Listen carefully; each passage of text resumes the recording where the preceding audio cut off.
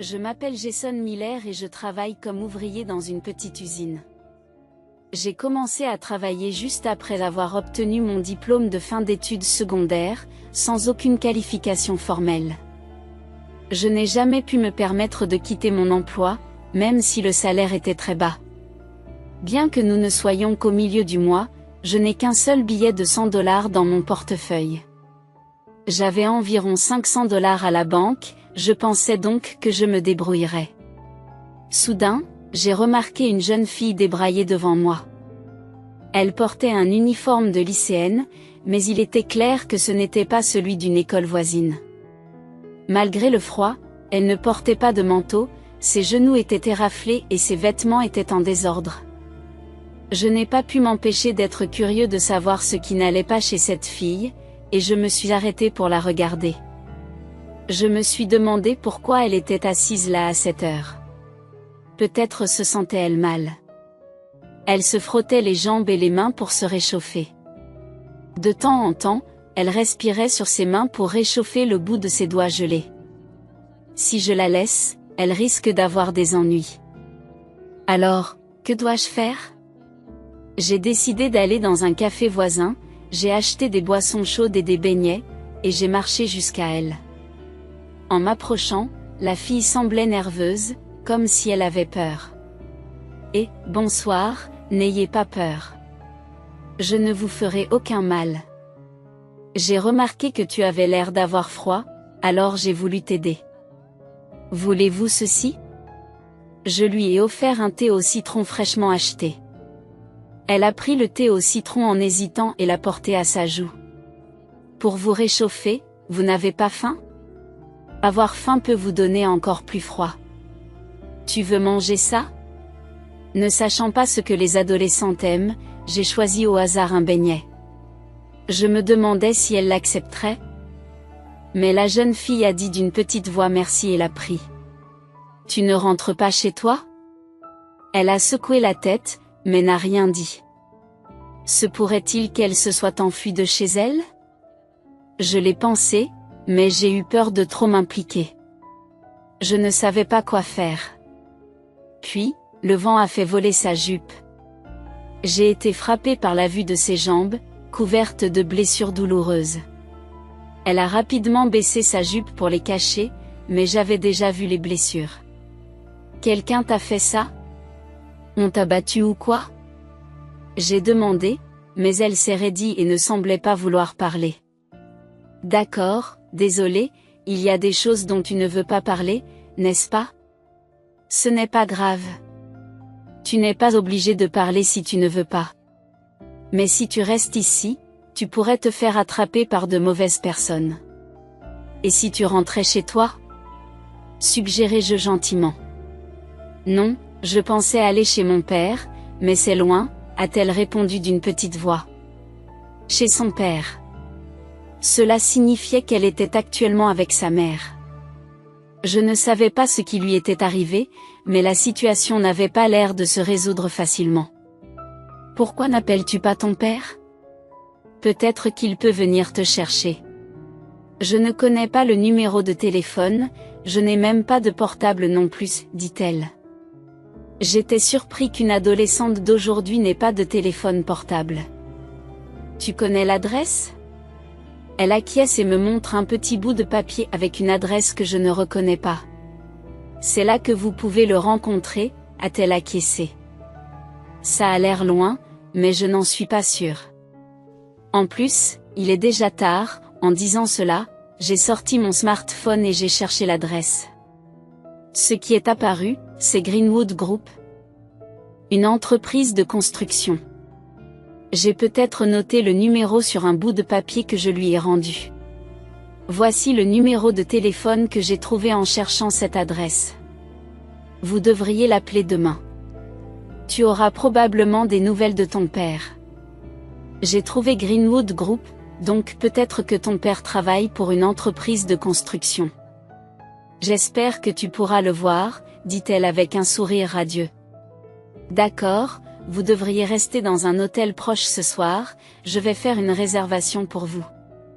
Vous pouvez rester seul, n'est-ce pas? J'ai répondu, Je n'ai pas d'argent. Je n'avais pas beaucoup d'argent, même si j'avais un billet de $100 dans mon portefeuille. Il suffit peut-être de savoir que je l'ai assurée de ne pas s'inquiéter, car je pouvais la couvrir pour une nuit. Après un bain chaud et une bonne nuit de sommeil dans un lit, elle devrait appeler son père, mais comme je ne pouvais pas la rembourser, elle ne devait pas s'inquiéter. Elle devait juste espérer pouvoir rencontrer son père. Sur ce, j'ai fait une réservation dans un hôtel voisin. Je l'ai emmenée là-bas, où le petit déjeuner était inclus pour $100. J'ai parlé au personnel de l'hôtel et lui ai remis l'argent. Je leur ai également demandé de l'autoriser à passer un appel téléphonique dans la matinée, puis je me suis séparée d'elle. J'avais l'impression d'avoir fait une bonne action. Mon portefeuille était vide, mais le fait d'avoir pu aider cette fille m'a fait du bien. Quelques jours plus tard, alors que je rentrais chez moi, j'ai reçu un appel du directeur de l'usine, Smith. C'était la première fois que le directeur m'appelait depuis que j'avais commencé à travailler à l'usine. Je suis entrée dans son bureau d'un air nerveux. L'homme à l'intérieur était vêtu d'un costume coûteux, ce qui était inattendu pour le directeur d'une petite usine. Cela m'a semblé étrange. « Vous vous appelez Jason ? » ?»« Oui, monsieur.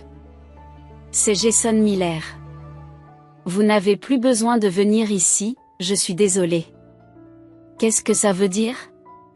Est-ce que ça veut dire que je suis viré ? » J'ai été surpris par ce licenciement soudain et on m'a dit de faire mes valises et de partir.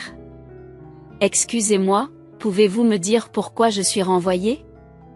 Je ne me souviens pas avoir fait quoi que ce soit de mal. Nous ne voulons pas des merdeurs comme vous dans notre entreprise. Cela n'a pas de sens. Qu'est-ce qui fait de moi un fauteur de troubles ? Vous avez des liens avec la mafia, n'est-ce pas ? C'est pas vrai. Ce n'est pas vrai, c'est incroyable. Je t'ai donné un travail alors que tu n'avais qu'un diplôme d'études secondaires, et maintenant tu es impliqué dans la mafia. Je n'arrive pas à y croire. Il doit y avoir une erreur. Je n'ai jamais eu affaire à la mafia et elle ne m'a jamais dérangé. Vous êtes libre d'exprimer vos pensées, mais la réalité est que la mafia enquête sur vos liens avec notre entreprise. Nous ne pouvons pas engager quelqu'un qui a ce genre d'association. Nous n'avons jamais eu l'intention d'engager un diplômé de l'enseignement secondaire. L'ancien directeur exprimait des sentiments positifs, suggérant que la motivation était suffisante, même pour des diplômés du secondaire. Toutefois, cela m'a causé de sérieux problèmes. Comprenez-moi bien, je n'ai aucun lien avec la mafia. Si je perds ce travail, comment vais-je survivre ? Il m'est indifférent que vous vous retrouviez dans une situation désespérée. Ce n'est pas mon problème. Pourquoi ne pas demander de l'aide à la mafia ? Je suis certain qu'ils vous aideront. Je n'ai vraiment aucun lien avec la mafia. Il doit y avoir un malentendu. Ne me licenciez pas, s'il vous plaît. Non, la décision est définitive. Nous ne voulons pas d'individus aux affiliations douteuses dans notre petite usine. À l'avenir, veuillez vous abstenir de faire de fausses déclarations. Je ne suis pas malhonnête. Je n'ai jamais fréquenté de tels individus. Vous fréquentiez des fauteurs de troubles au lycée ? Est-ce le genre de personne que vous voulez fréquenter ? Je suis désolé, Monsieur Smith, mais j'ai été honnête avec vous. Veuillez partir. J'ai demandé au bureau de vous indemniser pour aujourd'hui. Je ne veux pas que vous reveniez dans notre entreprise, et je l'ai dit clairement à plusieurs reprises. Je crois qu'il y a eu un malentendu, mais il a refusé d'écouter. Il m'a regardé comme si je ne valais rien et a fait un geste vers la porte en disant « C'est tout ce que vous avez à dire ? J'ai entendu votre explication et c'est suffisant. Maintenant, partez, s'il vous plaît. J'ai du travail à faire. » J'ai compris que c'était la fin. J'ai reçu une petite enveloppe au bureau, qui contenait mon dernier salaire de l'entreprise à laquelle j'avais consacré 15 années de dur labeur. Cela m'a semblé tellement insignifiant de tout arrêter avec cette petite enveloppe. Lorsque j'ai fait mes adieux à mes collègues, ils ont exprimé leur incrédulité en disant « Pourquoi pars-tu si soudainement ?» C'est absurde. Malgré leurs regrets, mon départ n'a pas modifié la décision du directeur. Personne ne voulait lui faire part de ses sentiments par peur d'être licencié à son tour. En quittant l'entreprise où j'avais travaillé pendant 15 ans, je me suis demandé ce que j'allais faire ensuite. J'ai été soudainement licencié et tout ce que j'avais, c'était une mince enveloppe. J'espérais trouver un autre emploi avant que l'argent ne s'épuise. Alors que je marchais, j'ai remarqué qu'une voiture noire s'arrêtait à proximité. J'ai levé les yeux et j'ai vu qu'il s'agissait d'une voiture de luxe. J'ai supposé qu'elle appartenait à une personne importante en visite à l'usine et j'ai pensé qu'elle devrait se dépêcher de monter à bord. Le conducteur, qui portait des gants, est descendu de son siège et a ouvert respectueusement la portière arrière. Un homme vêtu d'un costume de luxe et une jeune fille sortent de la voiture. L'homme a demandé à la fille si la personne qu'il rencontrait était la bonne, et la fille a hoché la tête en signe de confirmation. En la voyant hocher la tête, je me suis exclamé « Oh, tu es la fille de tout à l'heure. Tu as donc rencontré ton père. C'est merveilleux. Je suis vraiment contente que tu aies pu le rencontrer en toute sécurité, malgré mes récents chagrins. » Je lui ai parlé, elle a souri et m'a serré dans ses bras en disant « Grâce à vous, ma fille a pu venir me voir en toute sécurité. Merci.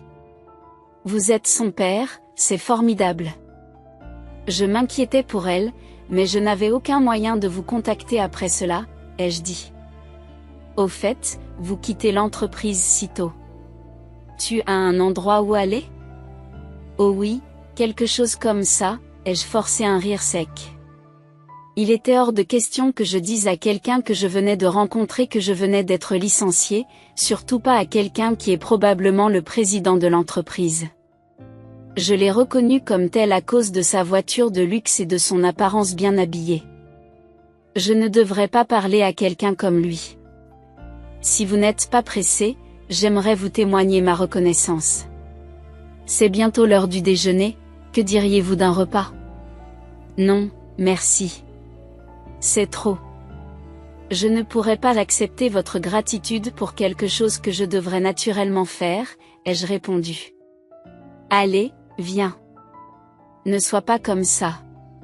Si vous avez d'autres projets, je n'insisterai pas, mais si vous êtes libre, pourriez-vous vous joindre à moi? Je ne me sentirais pas bien de vous laisser partir sans vous remercier comme il se doit.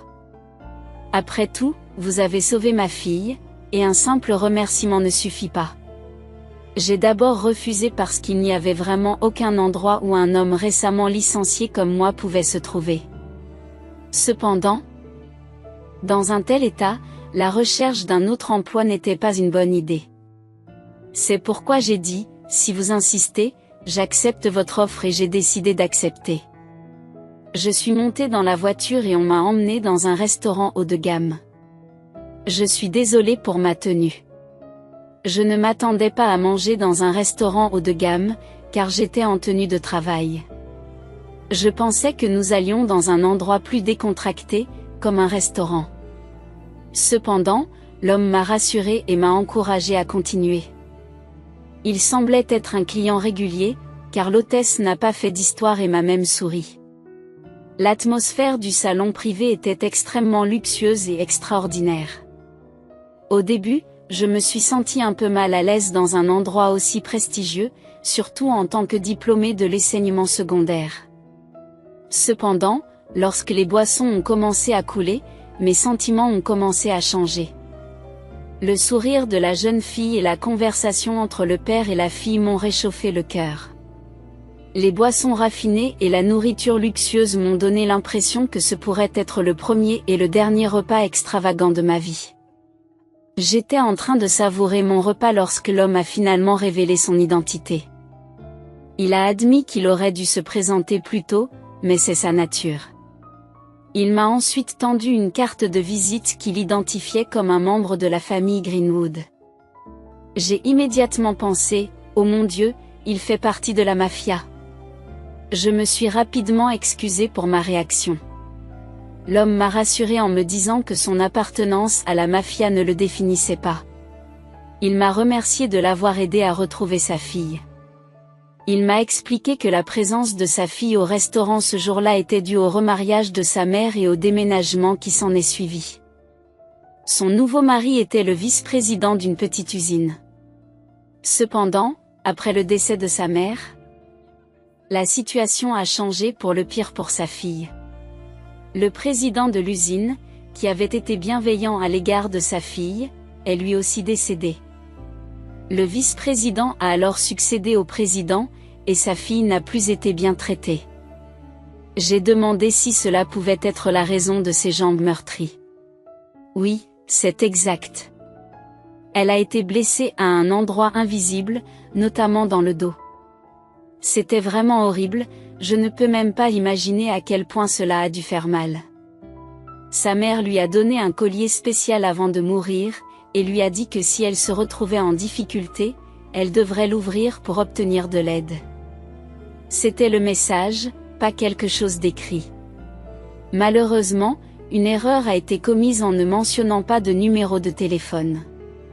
Elle essayait désespérément de me localiser, mais étant donné qu'elle est lycéenne, c'était un long chemin à parcourir seule. Son portefeuille était vide, et si les choses avaient continué ainsi, elle aurait pu finir par mourir de froid. Telle était la situation. J'ai pensé qu'il devait y avoir des circonstances atténuantes. Quant au nouveau mari de sa mère, je ne peux pas lui pardonner. Il lui a fait subir tant de choses. J'ai juré de me venger. Oh, ça ne sonne pas bien pour un membre de la mafia de dire de telles choses, n'est-ce pas? Je comprends votre inquiétude de quitter le travail à une heure aussi tardive. Il semble que quelque chose ait dû se produire. Il est étrange que je partage cela avec quelqu'un que je viens de rencontrer, surtout avec mon patron, mais j'ai été licencié à l'instant même. La raison de mon licenciement était une fausse accusation d'avoir des liens avec des groupes antisociaux. Je n'ai aucune idée de la manière dont cela s'est produit, car c'était totalement inattendu. J'en ai été soudainement informé et j'ai été rapidement licencié. Cependant, la situation a pris une autre tournure lorsque le patron a appelé un cadre et a eu une conversation à voix basse avec lui. Il s'est ensuite exclamé « Idiot !» et s'est tourné vers moi pour s'excuser du malentendu. Il m'a expliqué qu'il s'agissait d'une erreur de leur part, car ils avaient demandé à leur équipe de prendre de mes nouvelles pour exprimer leur gratitude. Malheureusement, lors du contrôle, le nom de notre organisation a été mentionné au téléphone, ce qui a donné lieu au malentendu sur mon implication dans des groupes antisociaux. Il s'avère donc que l'accusation portée contre moi était un véritable coup monté. Je suis vraiment désolé, laissez-moi arranger les choses. Je parlerai au directeur demain, j'expliquerai le malentendu et tout devrait s'arranger. Je vais bien. Ça ne va pas. Vous devez avoir des ennuis, n'est-ce pas? Oui, il serait malhonnête de dire que je n'ai pas de problème, mais retourner travailler sous les ordres d'un tel directeur ne serait que la même histoire. Je ne veux pas travailler sous les ordres de quelqu'un qui ne fait pas confiance à ses employés. Je vois, vous avez donc prévu autre chose? Non, malheureusement. Je n'ai absolument rien honnêtement si je ne trouve rien d'ici la fin du mois, je suis dans une mauvaise passe, mais quand même je pense à rester ferme comme un homme bon sur vous dans ce cas. Que diriez-vous que je vous présente une entreprise dirigée par une de mes connaissances? Ils ne sont pas impliqués avec la mafia ou quoi que ce soit, je pense que mon ami vous apprécierait, non c'est, d'accord. Je veux vraiment profiter de cette offre. Je suis impatient de saisir cette opportunité, mais j'hésite. L'autre partie est liée à la mafia, même si elle le nie. Puis-je lui faire entièrement confiance? Si vous avez besoin d'aide, appelez le numéro de ma carte. Le patron a dit cela en riant, mais un mois plus tard, j'ai eu besoin de son aide. J'avais beau passer des entretiens d'embauche. Je ne trouvais pas de travail. Je pensais devoir me contenter d'un travail à temps partiel. J'ai envie de boire un verre, mais je n'ai personne avec qui boire. Pourriez-vous vous joindre à moi? Ne vous inquiétez pas pour l'argent. Je vous demande juste de la compagnie. Le patron a fait en sorte de m'inviter d'une manière qui ne me gênait pas, même s'il était membre de la mafia. J'ai été surpris de trouver une telle personne et j'ai décidé d'accepter l'invitation au bar. Vous ne semblez pas très exigeant. Ce n'est pas vrai. Je vous propose de sortir et vous préférez un bar à un restaurant chic.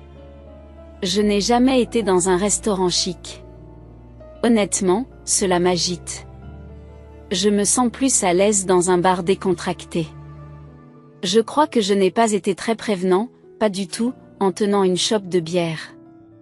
J'ai dit que je prenais ça, merci, et j'ai bu la bière rapidement. As-tu déjà trouvé un emploi, bien que tu sois diplômé de l'enseignement secondaire? Cela semble assez difficile. J'ai postulé auprès de plusieurs entreprises, mais je n'ai pas eu de chance. C'est une chance. Désolé, oui, je réfléchissais. Pourriez-vous m'aider un instant? J'ai eu l'impression que mon cœur avait sauté un battement lorsqu'il m'a posé la question, comme si la mafia me demandait de lui donner un coup de main. Je ne pouvais pas m'empêcher de penser à quelque chose de bien. Il a continué à parler, mec. Comment pourrais-je refuser? Après avoir entendu sa proposition, il semblait comprendre ma réticence, car sa proposition était loin de ce que j'avais imaginé. Même si je fais partie de la mafia, cela ne veut pas dire que nous ne faisons que de mauvaises choses. Je suis déterminé à obtenir justice pour l'homme qui a maltraité ma fille, justice. Depuis un mois, j'enquête sur la personne responsable des actes horribles qu'elle a subis. Il s'avère que c'est le directeur de l'entreprise où tu travaillais. Il est le directeur de l'usine. Contrairement à l'ancien directeur qui était pratique, portait des vêtements de travail et s'impliquait activement sur le terrain, cet homme porte des costumes coûteux et ne met jamais les pieds dans l'usine. Il réside dans un quartier résidentiel luxueux, à plus d'1 heure de route. Cela explique pourquoi il arrivait toujours en retard, faisant preuve d'un timing classique de dirigeant. Ma fille a été traitée comme sa bonne et il semble qu'elle n'ait même pas été nourrie correctement, car on l'a vue pleurer en mangeant un seul bagel. C'était vraiment si terrible. Oui, c'est vrai. Comment a-t-il pu traiter ma fille de la sorte, marmonna-t-il avec frustration en finissant sa bière. C'est pourquoi je veux absolument me venger au nom de ma fille, mais quand je parle de vengeance, je n'ai pas l'intention de faire quelque chose de mal. Je ne veux pas finir en prison et manquer de temps avec ma fille à cause de quelqu'un comme lui, alors nous allons régler cela légalement. Oui, c'est pourquoi j'ai créé une société. Elle est dans le même secteur, mais ce n'est qu'une façade. Ce que je veux vraiment faire, c'est prendre le contrôle de cette société. Oui, une prise de contrôle. Nous prenons le contrôle et nous éliminons le directeur. J'ai toutes les informations compromettantes sur lui. Il a des dettes personnelles importantes, principalement liées au jeu, et il utilise maintenant les bénéfices de l'entreprise pour couvrir ses dettes. C'est pourquoi les salaires des employés sont si bas. Ils ont diminué de manière significative après le décès de l'ancien directeur. C'est vrai, nos salaires ont fortement baissé après le décès de l'ancien directeur. C'est le plan. Vous travaillez tous pour lui. Alors je veux l'écarter de l'entreprise et créer un environnement où les employés recevront des salaires équitables. Qu'arrivera-t-il à ce directeur s'il est démis de ses fonctions? Je pense qu'il sera confronté à des difficultés financières, d'autant plus que sa femme semble l'avoir épousé pour son argent. Si elle découvre qu'il n'est plus le président, elle le quittera probablement et je veillerai à ce qu'aucune entreprise ne l'embauche.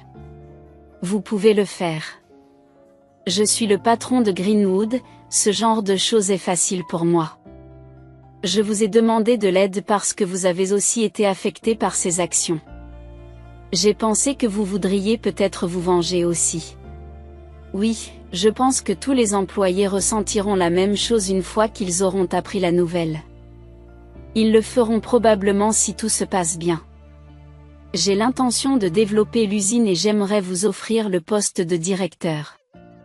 Vous avez une bonne compréhension du fonctionnement de l'usine, ce qui fait de vous le candidat idéal pour ce poste.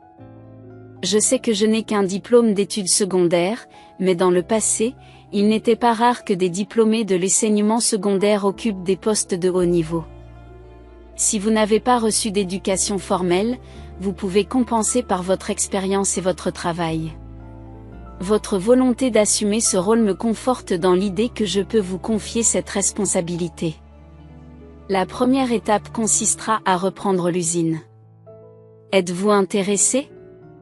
Très bien, alors portons un toast à l'avenir de la nouvelle entreprise ce soir.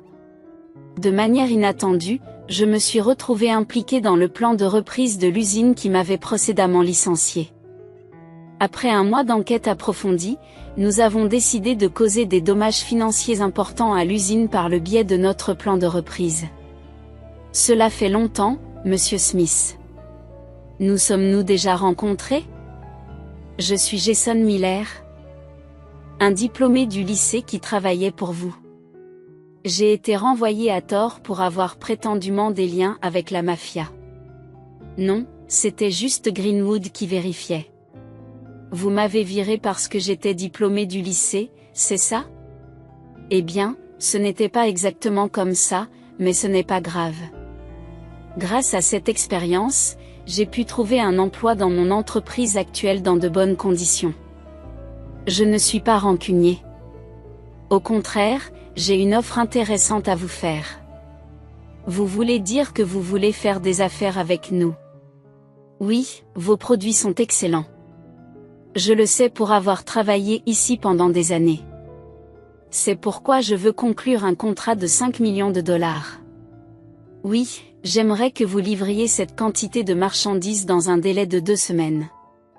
Une fois la livraison confirmée, nous transférerons les 5 millions de dollars. Ce serait appréciable. Acceptez-vous ce contrat? Naturellement, j'ai posé le contrat sur la table et lui ai demandé de le signer sans en lire le contenu. Il s'est réjoui de la mention des 5 millions de dollars et a signé, tout en étant conscient du manque de compétences administratives du gestionnaire. Je m'y attendais, mais il était tout de même amusant de voir comment un chef d'entreprise se comportait une fois le contrat signé. Il a poussé les employés à bout, exigeant d'eux qu'ils travaillent sans relâche. Alors que les marchandises étaient produites, un problème s'est posé au moment de la livraison. Aucune entreprise de livraison n'a accepté le travail. En effet, Greenwood était intervenu. Désespéré, Smith chercha lui-même un transporteur. C'est alors qu'arrive un camion conduit par un membre de Greenwood. Les marchandises sont chargées et des dizaines de camions se mettent en route, mais ils s'arrêtent en cours de route pour diverses raisons, tels que des dysfonctionnements du véhicule. Finalement, les marchandises ne sont pas arrivées dans les délais. J'ai immédiatement contacté Smith et je suis retourné à l'usine. La livraison n'est pas arrivée à temps, ce qui a entraîné une perte financière importante pour notre entreprise. Cela constitue une violation du contrat. Nous avons suivi toutes les procédures d'expédition décrites dans le contrat. Il est clairement indiqué que si la marchandise n'arrive pas, vous êtes tenu de payer 5 millions de dollars. C'est absurde. Je n'ai pas connaissance d'une telle disposition, Monsieur Smith, que vous le sachiez ou non. Il est clairement indiqué ici que l'ignorance de la clause n'est pas une excuse. Mon entreprise ne dispose pas de 5 millions de dollars, la seule option est donc de prendre possession de l'usine, comme le stipule également le contrat. Même si le retard a été causé par le transporteur, votre entreprise est entièrement responsable conformément à l'accord que vous avez signé. Il semble que ce soit un désastre de continuer sans l'usine. Personne ne vous aidera plus à payer vos dettes personnelles. Comment l'avez-vous appris? Ce n'est pas tout, votre femme vous quittera probablement aussi. Il semble qu'elle vous ait épousé pour votre argent, et vous le saviez depuis le début et avez conclu cet accord. Je ne suis pas le seul à être en colère contre vous. C'est pour ça que c'est arrivé. Maintenant, l'usine appartient à notre société. Fais tes valises et pars, avec toutes mes dettes. Il s'est effondré, pleurant de désespoir après avoir été mis à la porte de l'usine. Il en a parlé à sa femme, lui demandant de l'aider à rembourser sa dette. Mais sa femme, qui menait jusqu'alors une vie de luxe, décide de rompre avec le directeur désormais sans le sou et lui remet les papiers du divorce. Elle lui demande impitoyablement une compensation, l'ensevelissant sous un montant de dettes inimaginable. Il s'est retrouvé dans une situation désespérée lorsque j'ai rapporté toute l'affaire au patron. Il a exprimé sa satisfaction et m'a félicité. Il ne sera plus jamais engagé par une entreprise. Il comprendra vraiment les conséquences d'une trahison. Oui, je souhaite qu'il soit confronté à de grandes difficultés maintenant. En tant que directeur de l'usine, vous dirigerez la croissance de l'entreprise dans l'intérêt des employés. Est-ce clair pour vous? Non, ce n'est pas le cas. Je n'ai pas fait ça pour moi. Je l'ai fait pour ma fille, pour vous et pour les employés qui travaillent dur à l'usine. Alors, veillez à ce que les employés soient satisfaits. Vous comprenez? Oui, monsieur. Compris. J'ai donc repris mon rôle de directeur de l'usine et mes anciens collègues ont été ravis de me retrouver. Je vous remercie tous d'être restés. Efforçons-nous de développer l'usine et de veiller à ce que chacun reçoive un salaire équitable. Cette usine nous appartient à tous. C'est ce que je leur ai assuré lors de mon discours inaugural. Mes collègues m'ont applaudi et m'ont souhaité la bienvenue.